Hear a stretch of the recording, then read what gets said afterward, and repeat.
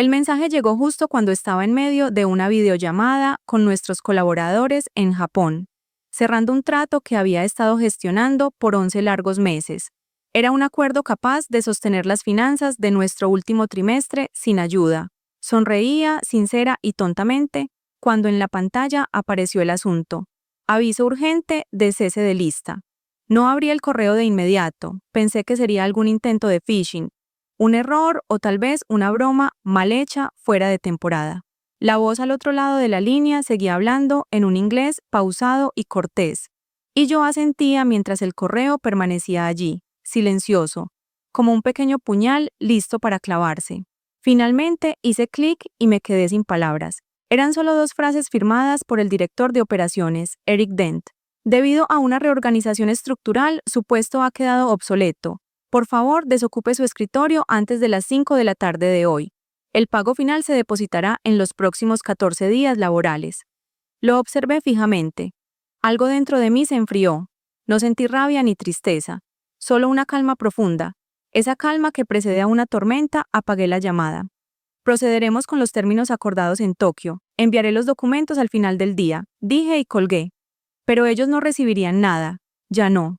Me dirigí al baño de mujeres, cerré la puerta y me enfrenté al espejo. Mi reflejo me devolvió la mirada, labios perfectamente maquillados, la blusa aún fresca por el vapor matutino y una expresión difícil de leer. No derramé lágrimas, no grité. Solo tomé el teléfono.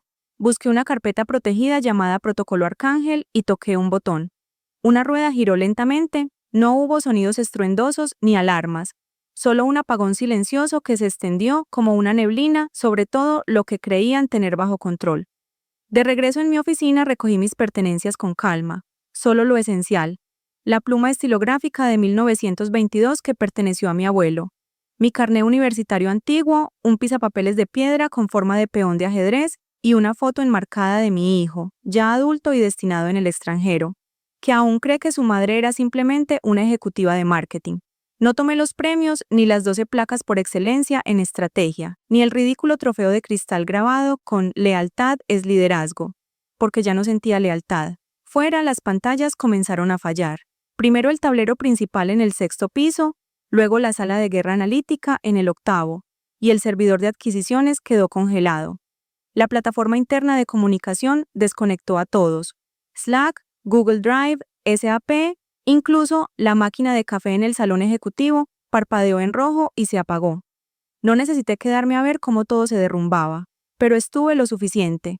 Fue entonces cuando Eric irrumpió en mi despacho, con sus mocasines haciendo clic nervioso, y el pánico reflejado en su rostro como el de un niño perdido en un supermercado. Entró justo cuando yo guardaba unos documentos en mi bolso. «¿Qué diablos hiciste?», gruñó con la voz quebrada como un disco rayado. Lo miré con tranquilidad.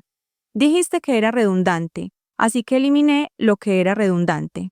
«¿Crees que esto es un chiste?», siseó, golpeando el escritorio con la mano. Me levanté despacio y él retrocedió. «No, Eric», respondí. «Creo que es poesía». Pasé a su lado y escuché su teléfono sonar mientras salía al pasillo. Su voz bajó un tono mientras contestaba. «Sí, estoy al tanto. No, no sé cómo arreglarlo». Ni siquiera me miró al pasar. Lo haría pronto. Porque lo que ninguno de ellos sabía, lo que nadie más había descubierto, era que yo no solo había construido la columna vertebral digital de esta empresa. Yo la poseía, y enterrada en ese código había una cláusula, un detonador que convirtió su imperio en cristales rotos. Cuando llegué al estacionamiento, el equipo de seguridad se había movilizado como si yo fuera una amenaza máxima. 2 guardias jóvenes que habían estado ahí cuando entré intentaron detenerme cortésmente cerca de la escalera. Uno me tomó del brazo. «Señora, nos pidieron que la acompañemos de vuelta», dijo. Lo interrumpí con una sonrisa. «No, a ustedes les pidieron que se queden aquí. Lo que quiere decir que están subiendo sin saber qué botón presionar después». Él parpadeó, desconcertado. «¿Estás amenazando a la compañía?», pregunté con una sonrisa pausada y calculada. «No», respondí. «Eso ya lo hice». Un leve sonido se oyó detrás de mí. Los ascensores aún funcionaban, al menos por ahora. Opté por subir por las escaleras, por principio. Al llegar a mi coche, vi que tenía 47 llamadas perdidas. 6 provenían del mismo número del departamento legal.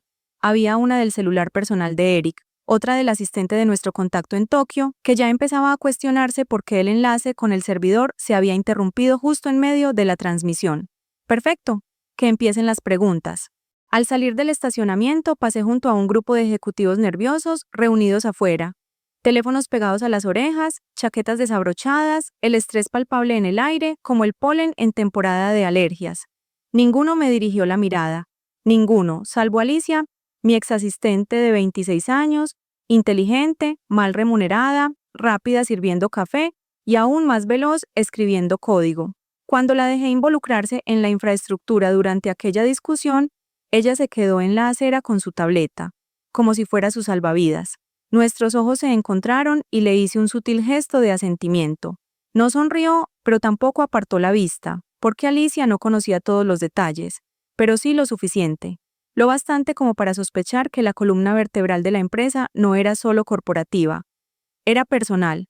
Conduje hacia el paseo marítimo, mi refugio, un banco gastado bajo un arce enfermo, parcialmente cubierto por la sombra del muelle abandonado y grafitis viejos de cuando esta ciudad aún tenía sueños. Desde ahí observé cómo la crisis empezaba a expandirse. Primero, un tuit de un inversor. Interrupción inesperada en Corp. Posible brecha interna. Luego un hilo en Reddit. Acceso a todos los sistemas bloqueado para el resto del personal. El servidor de desarrollo se congeló. Código de error 94. Y la publicación angustiada de Eric en LinkedIn. Actualmente estamos realizando una revisión programada del sistema. Les pedimos paciencia. Me reí para mis adentros. Abrí mi laptop. La unidad cifrada se activó. Miré el panel de diagnóstico en tiempo real. El sistema de archivos principal no respondía. Núcleo del CRM dañado. Portal de recursos humanos redirigido a un espejo desconectado. Los servidores financieros inertes. Un punto rojo comenzó a parpadear, luego otro y otro más. Formaban una especie de constelación invertida que advertía, no te metas con la arquitecta. Fue entonces cuando empezaron las llamadas de verdad.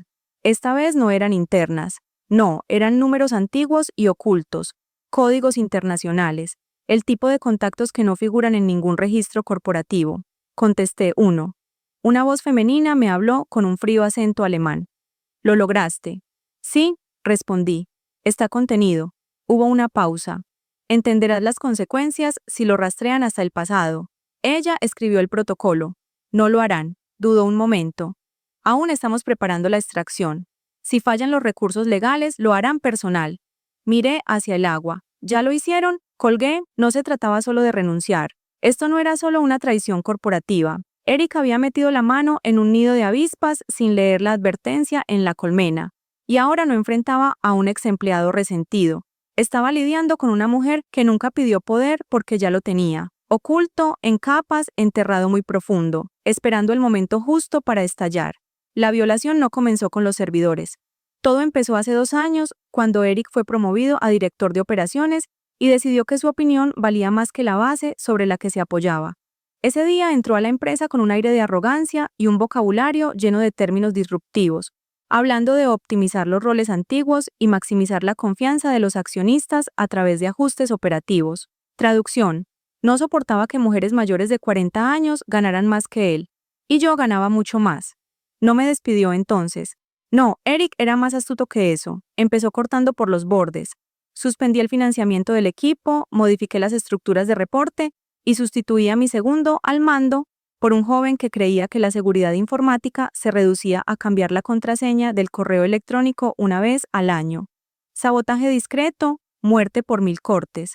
Pero lo que él ignoraba, yo ya lo había presenciado antes. No de él, sino de Mark Duville, en Soluciones Derivadas de 2009. El mismo fraude cultural, con su sonrisa falsa y complejo de superioridad, que intentó borrarme y terminó siendo borrado financieramente, públicamente y cuando terminé, emocionalmente. Ese hombre ahora me envía mensajes de agradecimiento desde su terapia. Entonces, cuando Eric comenzó a mover sus piezas, yo empecé a trazar planes. Construí un sistema paralelo, una sombra que replicaba las operaciones vitales de cada departamento, pero que solo obedecía a mis órdenes. Piénsalo como una llave maestra, invisible, indetectable, que al activarse reemplaza la infraestructura principal latido tras latido. ¿Por qué? Porque Eric no solo era incompetente, también temerario. Y una noche de octubre pasado lo dejó claro. A las 2:17 de la mañana, recibí una alerta en mi terminal doméstica. Intento de acceso no autorizado a la base de datos del depósito salarial, procedente de una IP oculta tras un débil VPN conectado al portátil de su asistente. La bóveda de salarios contiene más que simples recibos, datos sobre adquisiciones de acciones, registros de ofertas, cláusulas de indemnización y archivos para chantajes. Todavía no lo he confrontado. Solo registré el intento y ajusté los sistemas de vigilancia. Desde esa noche, cada pulsación en su computadora fue duplicada, fechada y almacenada. Fue así como, 3 meses después, encontré un memorándum interno clasificado como confidencial, titulado Fase 3 de reestructuración post-despido de compensaciones. Mi nombre aparecía junto a otros 4, todas mujeres, todas vicepresidentas o con cargos superiores, todas mayores de 45 años, todas señaladas para separación con causa y reducción de responsabilidades. No era extraño que me ignoraran en la última revisión del tablero, ni que el departamento legal dejara de incluirme en los reportes de cumplimiento, ni que mi presupuesto para el bienestar del equipo desapareciera mientras Eric instalaba una nueva máquina de café expreso al lado de su despacho. Él tramaba una purga silenciosa. Yo planifiqué una respuesta más ruidosa, porque esto ya no era solo venganza, era una guerra. Y en la guerra las armas no se muestran, se esconden, se espera, y luego se activan cuando todos están distraídos, tomando café expreso sin notar el tic-tac bajo sus pies. 3 horas después de que salí, Rick inició lo que probablemente llamaron un protocolo de recuperación en cascada. Lo observé desde la comodidad de un salón en un hotel 5 estrellas en el centro. Los beneficios de la empresa seguían en mi tarjeta, y aún no me habían cortado el acceso. Otro error. La pantalla detrás de la barra cambió de un comentario de fútbol silenciado a un teletipo de noticias de último momento. Importante empresa tecnológica de la costa este afectada por anomalía interna. Operaciones paralizadas, informan fuentes. Di un sorbo a mi bebida, pura, sin hielo. Actualicé el panel de diagnóstico. Habían reiniciado el servidor central, lo que disparó un bucle recursivo en la estructura paralela que había creado. Un ciclo que simulaba normalidad mientras le servía datos falsos. En apariencia todo funcionaba, pero en realidad era un enredo de puntos de acceso falsos, ecos de datos y trampas digitales. Los dejé persiguiendo sombras. Mientras tanto, Eric me llamó. Finalmente, número oculto. ¿Aficionado? Respondí con silencio. Comenzó a hablar rápido, demasiado rápido. No sé qué piensas que haces, pero esto es sabotaje corporativo. Estás arriesgando demandas, cárcel. Maldita sea, exclamé. Todavía podemos arreglar esto. Isabel, dije usando solo su nombre como si fuéramos amigas. Limpiaste mi escritorio, ahora limpia tu conciencia. Te pagaré personalmente, solo deshaz lo que hayas hecho. Oh, Eric, respondí casi con dulzura. ¿De verdad crees que se trata de dinero? Hizo una pausa. Siempre pensaste que era solo dinero, por eso jamás entenderás con quién te enfrentas. Colgué, entonces llegó el mensaje de Alicia, solo una frase. Está entrando en pánico. Le pregunté si desenchufarlo completamente y secarlo con un secador ayudaría. Me reí con una risa seca y amarga. Luego respondí. Saca el espejo retrovisor. Paso 1, protocolo Raven-Wake. ¿Recuerda el resto? Nada de emojis, nada de cariño, solo confianza. Porque Alicia no era simplemente una asistente. Era la aprendiz secreta que nunca revelé. La formé entre juntas directivas, fuera de horario, en salas de crisis y durante el caos de los despidos. Vi su potencial años antes que ella misma lo reconociera. Era cautelosa, exacta, y nunca violaba el protocolo. Lo más importante, conocía el plan de escape. No solo para quemar la casa, sino para levantarla de nuevo bajo un nombre nuevo. Eric nunca supo qué significaba Raven-Wake. Esa palabra jamás apareció en registros de servidores, actas de reuniones o manuales de TI, pero Alicia lo sabía, porque detrás del sistema paralelo, del interruptor silencioso y de las distracciones estaba el legado, la infraestructura que creé en secreto y oculté bajo startups desaparecidas y dominios fantasma durante más de una década. Seguro, privado, portátil y con el detonador correcto. Resurgiría en una nueva entidad, una donde los clientes me siguieran a mí, no a la marca. No necesitaba suplicar por relevancia. Yo la diseñé. Simplemente no se habían dado cuenta aún de que, al liberarme, en realidad se desconectaban de su propia columna vertebral. El tiempo corría, porque al amanecer el contrato de Tokio expiraba, y yo era el único capaz de renovarlo. Esta vez firmaría con mi nombre. Tokio no tardó. Exactamente a las 9:01 de la mañana, hora local, las 8:01 de la tarde, en la mía, recibí un mensaje cifrado por el canal secundario que usamos durante los disturbios políticos del 21. Una sola palabra, roto. Respondí, no roto, desconectado, interesado. La respuesta llegó 4 minutos después, adjunta a un PDF. Una carta de intenciones, directa y sin rodeos, dirigida a mí. No estaban comprometidos con mi antigua empresa. Estaban comprometidos con mi mente, mi arquitectura, mi sistema de seguridad que les permitió operar durante tormentas mientras otros proveedores colapsaban. Ahora proponían cambiar todo el contrato, sin intermediarios, sin Eric, sin demoras. Cerré el archivo. En ese momento, prepárate.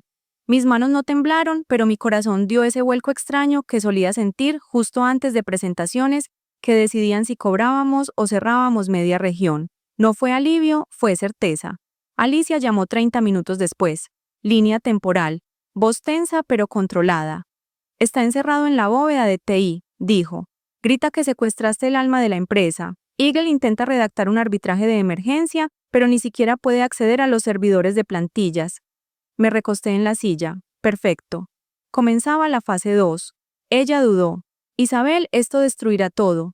Los archivos internos, las actas de junta, hasta mi propia historia. Lo sé, respondí. Por eso tiene que quedar limpio, intocable. Si un solo fragmento de mi sistema regresa a su entorno, reclamarán propiedad intelectual parcial. Me arrastrarían hasta convertir mi legado en un museo de recuerdos. La fase 2 no solo quemó el puente, hundió todo el maldito continente detrás. Alicia tecleó las órdenes de fallo. La escuché jadear al llegar a la última línea. La secuencia Ravenwake se ejecutó 5 veces. No fue una explosión, fue un corte fino. Mi firma desapareció de cada registro de compilación, de cada cadena de verificación y de cada permiso de acceso. La placa digital frente al laboratorio de innovación, que alguna vez llevó mi nombre, parpadeó, titubeó y luego se reinició mostrando no asignado. Dentro de la empresa, el pánico cedió al dolor, porque ahora no solo los habían dejado fuera, sino que los habían amputado. Volví a encender mi computadora portátil, ingresé Raven Waken, limpio, perfecto, completamente funcional. En menos de una hora recibí 3 mensajes más. Uno de una empresa aeroespacial en Berlín, otro de un grupo fintech escandinavo y otro de una agencia en Washington, que oficialmente no existía. Todos preguntaban versiones de la misma pregunta. ¿Está aceptando nuevos contratos bajo el nuevo paraguas? Sonreí. Paraguas, qué palabra tan poética. Eso era lo que había estado haciendo durante 22 años. Proteger a los incautos de tormentas que no comprendían. Ahora yo era la tormenta, y apenas empezaba a llover. A medianoche, la página principal de la antigua empresa se redujo a una pantalla estática con un mensaje de disculpa por un error tipográfico. Estamos experimentando problemas técnicos sin precedentes. Por favor, vuelva más tarde. Esa ortografía me dijo todo. Eric la había escrito él mismo y se estaba deshaciendo. Sabía cómo todo se saldría de control. Había visto destellos de ello cuando los inversores presionaron demasiado durante el reporte trimestral y en el tic en su ojo derecho. La manera en que su mandíbula se tensaba cuando no tenía respuestas y no podía culpar a nadie más. La misma persona a la que una vez salvé en medio de una conferencia, con una excusa técnica bien puesta y una demostración falsa. Luego me compró una botella de vino como quien guarda un secreto de niñera. Ya no había nadie que lo sujetara. A las 12:22 de la noche recibí un video privado de su esposa. No una llamada, un video. Casi no lo abrí, pero la curiosidad fue más fuerte. Ella estaba sentada en la cocina, iluminada débilmente por el reloj del horno. Sin maquillaje, sin artificios, solo el cansancio visible de una mujer que había vivido con un hombre desmoronándose en privado mucho antes de que el público lo notara. Isabel, dijo con voz baja y ojos cansados. No sé qué hizo, pero sigue diciendo tu nombre como si fuera una maldición o una confesión. Miró fuera de cámara y volvió a enfocarse. Sé que esto no significa nada para ti ahora, pero no te equivocaste con él, con todo eso. Termino en silencio, sin súplica, sin defensa, solo rendición. No sentí alivio, no sentí nada. porque el tablero ya estaba quemado, sin peones, sin reyes, solo cenizas. Por la mañana, la mitad de mis antiguos clientes me contactaron por vías alternativas, no para preguntar qué pasó, sino para pedir un lugar en mi mesa. El acuerdo con Tokio se cerró. Firmé con mi nueva LLC, Ashwick Systems, un nombre nacido del fuego, marca registrada hace meses, en silencio, porque aquí viene la parte que nadie entendió. Mientras me llamaban redundante, yo preparaba la sucesión. No solo una evolución para sobrevivir. Alicia había desplegado el equipo básico, 2 analistas de Exata, que recluté de una lista interna de despidos, un abogado que nos había demandado y que ahora me respetaba más que a su propia firma, y un arquitecto de sistemas de Toronto despedido por negarse a vender datos de usuarios en negro. No éramos nada, pero éramos intocables juntos. Esa mañana, Eric finalmente apareció en vivo, sudoroso, despeinado, con ojos maníacos. Se inclinó sobre la cámara de la sala de juntas como un villano en medio de un colapso. Se ha producido una intrusión no autorizada por parte de un ex empleado. Este acto será perseguido con todo el peso de la ley. Estamos trabajando con nuestros socios para restablecer los servicios básicos. Hizo una pausa y agregó, sin guión y desquiciado. Ella cree que puede destruir todo lo que hemos construido, pero ella nunca fue la base. Solo fue una herramienta. El video llegó a Twitter en menos de 5 minutos. Alicia publicó una sola palabra debajo, llave inglesa. Las respuestas se propagaron como pólvora. Ningún sistema se desploma así sin que ella sea el sistema. Si ella era solo una llave inglesa, ¿por qué sangras por la cabeza, hermano? Pon respeto al nombre. Ashwick se acerca. Él todavía no lo sabía, pero su conferencia de prensa fue mi mejor estrategia de relaciones públicas. Cada palabra que pronunciaba reforzaba la noticia que él empaquetaba con su propio legado, porque el mundo finalmente estaba viendo lo que yo ya sabía. No despides al arquitecto y luego te sorprendes cuando el edificio se desploma sobre ti. Esa misma noche recibí una llamada del Departamento de Justicia. No eran amenazas, sino preguntas. Un hombre llamado Harrow, con voz clara y sin acento. Ni siquiera mencionó la agencia para la que trabajaba. No era necesario. La forma en que pronunció mi nombre me confirmó que no leía un guión. Estamos al tanto de una posible desclasificación de propiedad intelectual, dijo. ¿Está usted preparada para confirmar que la arquitectura del sistema fue enteramente creada por usted? Cada línea, respondí, y cada giro. Por eso su citación rebotará en su departamento legal como una pelota de tenis en medio de un huracán. Hubo un breve silencio. Percibí un leve ruido de fondo. ¿Estaría entonces dispuesta a ofrecer consultoría? Preguntó. Sonreí. No por arrogancia, sino porque por fin sentí el cambio. Durante 20 años había construido fortalezas para otros hombres, enseñándoles incluso cómo derribar las suyas. No dije sí, tampoco dije no, solo respondí. Envíen sus preguntas por escrito. Mi nuevo consejo prefiere esa modalidad. Luego colgué. Alicia me escribió. Había intentado volver a contratar a todo su equipo. Ofrecí el doble a cada uno. Nadie aceptó. No me sorprendió. Había visto demasiado, no solo de Eric, sino de mí misma, quedándome despiertas hasta tarde, revisando planes fallidos, suavizando torpezas departamentales, protegiendo a pasantes de las represalias de recursos humanos, y trabajando en código administrativo a las 4 de la madrugada. No me siguieron por el dinero. Me siguieron porque fui la primera en romper y reconstruir Sharper. A la mañana siguiente, la Junta solicitó una mediación urgente. Su comunicado culpaba a un ex empleado deshonesto de alterar los sistemas centrales más allá de los límites contractuales. Aún así, nunca mencionaron mi nombre. Hacerlo habría significado admitir que tenían a alguien a quien temer. La caída aún no había terminado. Primero, una filtración llegó a los medios. Capturas de memorandos internos con el plan de Eric para eliminar a todo liderazgo femenino mayor de 45 años para el tercer trimestre. La frase que usó fue «solar las voces heredadas». Ese titular causó revuelo. Las voces heredadas no desaparecen silenciosamente en 48 horas. Yo no escribí el artículo de opinión, otro lo hizo. Un excontratista de DevOps contó al mundo cómo una vez desvié un ataque del DDoS durante el funeral de mi padre, con una mano en mi computadora portátil y la otra sosteniendo a mis hijos. Lo llamaron mito, no porque no hubiera llorado ese día, sino porque no había comido ni se lo había contado a nadie. Simplemente arreglé lo que nadie más pudo. Ahora el mundo lo sabía. Eric desapareció. 2 días después, la empresa anunció que su director de operaciones tomaría una licencia indefinida. No hubo reacciones, solo ausencia. A la misma hora, Alicia me envió una foto. La placa de bronce en la puerta de la oficina de Eric, tambaleándose, agrietada y manchada con lo que parecía café. Leyenda. Se fue antes de que llegara el limpiador. Supongo que incluso él sabía que todo había terminado. No respondí. Estaba viendo cómo Ashwick Systems embarcaba a su quinto cliente en 12 horas, y Tokio acababa de depositar un anticipo de 7 cifras. Sin oficina, sin costos fijos, sin permisos, solo yo. Un imperio que nadie vio venir porque no vestía traje. No sonreía en reuniones ni se comportaba bien en almuerzos de networking. Llevaba cicatrices, silencio y código. La primera solicitud de entrevista llegó a las 3:14 de la mañana. Un periodista de Wired que admiraba mi resistencia y quería hacer un perfil. Lo rechacé. Luego vinieron Forbes, Bloomberg, TechCrunch. Todos preguntaban lo mismo. Quisiera compartir su versión de la historia. No había bandos. Había una verdad. Y esparcidos, los escombros. El imperio de Eric no se quemó en llamas, se pudrió en silencio. Así mueren las cosas cuando nadie cree en ellas.